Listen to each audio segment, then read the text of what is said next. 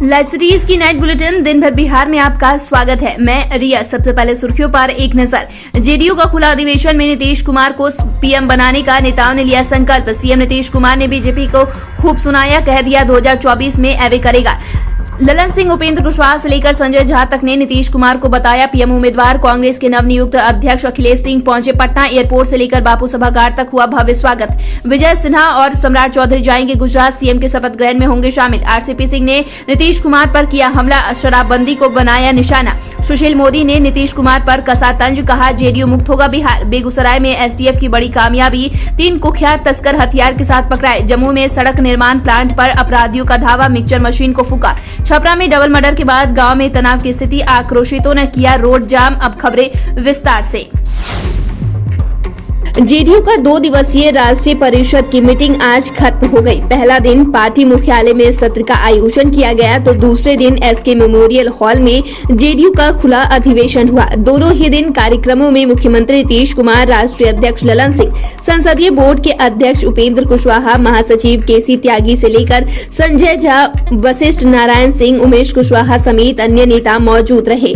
सभी नेताओं ने एक सुर में नीतीश कुमार को 2024 में पीएम बनाने का संकल्प लिया। जेडीयू नेताओं ने कहा कि नीतीश कुमार को 2024 में लाल किले पर झंडा फहराना है। इसी संकल्प के साथ हम लोग अपने अपने क्षेत्र में जाएंगे।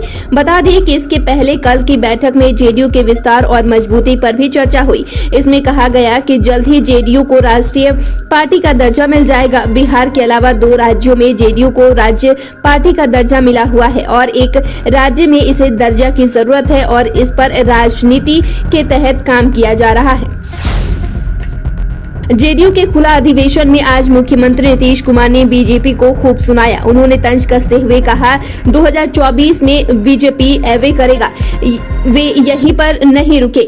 नीतीश कुमार ने दावा करते हुए कहा 2024 के लोकसभा चुनाव में हम लोग भारी मतों से जीतेंगे। उन्होंने बड़ा आरोप लगाते हुए कहा कि बीजेपी अपनी ही सहयोगी पार्टी को कमजोर करने की साजिश रचती है, इसलिए हम लोगों ने बीजेपी का साथ छोड़कर 7 दलों के महागठबंधन से नाता जोड़ा है। बिहार के बाद अब राष्ट्रीय स्तर पर गैर बीजेपी पार्टियों को एकजुट कर बीजेपी को केंद्र की सत्ता से बेदखल किया जाएगा। बता दें कि कल पार्टी दफ्तर में जेडीयू राष्ट्रीय परिषद की बैठक हुई थी, जबकि आज कृष्ण मेमोरियल हॉल में उसका खुला अधिवेशन हुआ। उन्होंने कहा कि कुढ़नी में जीत से बीजेपी वाले खुश हो रहे हैं, लेकिन वे लोग हिमाचल प्रदेश और अन्य जगहों पर मिली हार की चर्चा तक नहीं कर रहे हैं। उन्होंने गैर बीजेपी दलों के लोगों से अपील करते हुए कहा कि सब लोग एकजुट हो जाएं।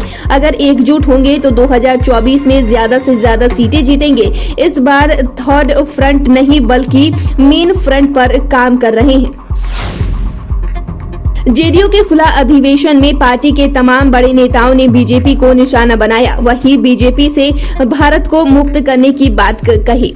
जेडीयू के राष्ट्रीय अध्यक्ष ललन सिंह ने जोर देकर कहा बिहार में लोकसभा की सभी 40 में से 40 सीटें हम लोग जीतेंगे, इसमें किसी को कोई शक नहीं होना चाहिए। उन्होंने यह भी कहा कि देश का लोकतंत्र आज खतरे में है। हम लोग 2024 में भाजपा मुक्त भारत बनाएंगे। 303 सीटें बहुत नहीं है और 2024 हमारा लक्ष्य है कि भाजपा से भारत मुक्त कराकर भी हम दम लेंगे। उन्होंने सुशील मोदी पर तंज कसते हुए कहा कि दिन भर उनका एक ही मकसद रहता है कि मीडिया में छपते रहे, हर रोज ट्वीट करते रहे ताकि उनको अपनी पार्टी में कुछ जगह मिल जाए। दूसरी ओर संसदीय बोर्ड के अध्यक्ष उपेंद्र कुशवाहा ने भी बीजेपी पर तंज कसते हुए नीतीश कुमार के नेतृत्व की तारीफ की। वहीं राष्ट्रीय प्रावधान महासचिव केसी त्यागी ने कहा सिर्फ 6 महीने के लिए नीतीश जी को दिल्ली भेजिए, बीजेपी की सरकार चली जाएगी। 2024 में सिर्फ नीतीश कुमार फॉर्मूला कामयाब होगा। मंत्री संजय झा ने कहा नीतीश कुमार ही देश में क्रांति ला सकते हैं। कांग्रेस के नवनियुक्त बिहार प्रदेश अध्यक्ष डॉक्टर अखिलेश सिंह आज पटना पहुंचे। उनका पटना एयरपोर्ट से लेकर बापू सभागार तक जमकर स्वागत हुआ। बता दें कि अध्यक्ष बनने के बाद अखिलेश सिंह पहली बार पटना आए हैं। इस दौरान उनके साथ दिल्ली से पूर्व लोकसभा अध्यक्ष मीरा कुमार, पूर्व केंद्रीय मंत्री आनंद शर्मा भी पटना आए। कार्यक्रम में बिहार प्रभारी भक्त चरण दास के अलावा कांग्रेस के कई वरीय नेता भी मौजूद रहे। इस दौरान कार्यकर्ताओं ने गाजे बाजे के साथ अखिलेश सिंह जिंदाबाद के नारे नारे लगा रहे थे। अखिलेश सिंह को प्रदेश अध्यक्ष बनाए जाने से पार्टी के लोग काफी उत्साहित दिखे। इधर नवनियुक्त प्रदेश अध्यक्ष अखिलेश सिंह पटना एयरपोर्ट से ओपन जीप में सवार होकर बेली रोड स्थित नेहरू पार्क पहुंचे। वहां उन्होंने पूर्व प्रधानमंत्री जवाहरलाल नेहरू की प्रतिमा पर माल्यार्पण किया। इसके बाद वे हड़ताली चौक, हाईकोर्ट मोड़, इनकम टैक्स गोलंबर होते हुए डाक बंगला चौराहे के रास्ते बापू सभागार पहुंचे। अखिलेश सिंह ने अपने संबोधन में कांग्रेस की मजबूती पर जोर दिया। बिहार विधानसभा में नेता प्रतिपक्ष विजय सिन्हा और विधान परिषद में नेता प्रतिपक्ष सम्राट चौधरी गुजरात जाएंगे। वे गुजरात के मुख्यमंत्री के शपथ ग्रहण समारोह में शामिल होंगे। अहमदाबाद के गांधी नगर में शपथ ग्रहण समारोह का आयोजन किया गया है। सोमवार 12 दिसंबर को गुजरात के मुख्यमंत्री के रूप में भूपेंद्र पटेल को शपथ दिलाई जाएगी। इससे पहले भूपेंद्र पटेल को गुजरात बीजेपी के विधायक दल का नेता चुना गया था। बता दें कि गुजरात में चुनाव प्रचार के दौरान विधान परिषद में नेता प्रतिपक्ष सम्राट चौधरी ने जमकर प्रचार किया था। वे 3 दिनों तक गुजरात में रहकर प्रचार किया था। बता दें कि जब से बिहार में सरकार बदली है और बीजेपी विपक्ष में आई है, तब से विजय सिन्हा और सम्राट चौधरी ने नीतीश कुमार के खिलाफ जबरदस्त ढंग से मोर्चा संभाल लिया है। सम्राट चौधरी ने यहां तक कह दिया है कि जब तक वे नीतीश कुमार को सत्ता से हटाएंगे नहीं, तब तक वे अपना मुरेठा नहीं खोलेंगे। पूर्व केंद्रीय मंत्री आरसीपी सिंह ने एक बार फिर मुख्यमंत्री नीतीश कुमार पर सीधा हमला किया है। इन दिनों आरसीपी सिंह अपने गृह जिले नालंदा में रह रहे हैं और वहीं से वे अपनी राजनीतिक गतिविधियां चला रहे हैं। दरअसल आज जेडीयू का खुला अधिवेशन था और एक समय था जब आरसीपी सिंह पार्टी के राष्ट्रीय अध्यक्ष हुआ करते थे, लेकिन उनका नीतीश कुमार से खटपट होने के बाद आरसीपी सिंह पार्टी से अलग हो गए हैं। आरसीपी सिंह ने आज नालंदा में मीडिया से बात करते हुए नीतीश कुमार और उनके शराबबंदी कानून पर बड़ा हमला किया है। उन्होंने कहा कि शराबबंदी कानून के नाम पर गरीब लोगों को पुलिस तंग कर रही है। उन्होंने कहा कि बिहार में नीरा को चालू किया गया है, लेकिन नीतीश बाबू का पता भी है कि ताड़ी क्या होती है और नीरा क्या है। अधिकारियों ने जो कह दिया उन्होंने मान लिया। आरसीपी सिंह ने ललन सिंह का बिना नाम लिए उन पर भी तंज कसा है। कहा कि बिहार में जेडीयू लोकसभा चुनाव में एक भी सीट नहीं जीत पाएगा। बीजेपी के वरीय नेता व पूर्व उप मुख्यमंत्री सुशील मोदी ने मुख्यमंत्री नीतीश कुमार पर बड़ा हमला किया है। उन्होंने कहा कि देश बीजेपी मुक्त तो नहीं होगा, लेकिन बिहार 2025 में जेडीयू मुक्त अवश्य होगा।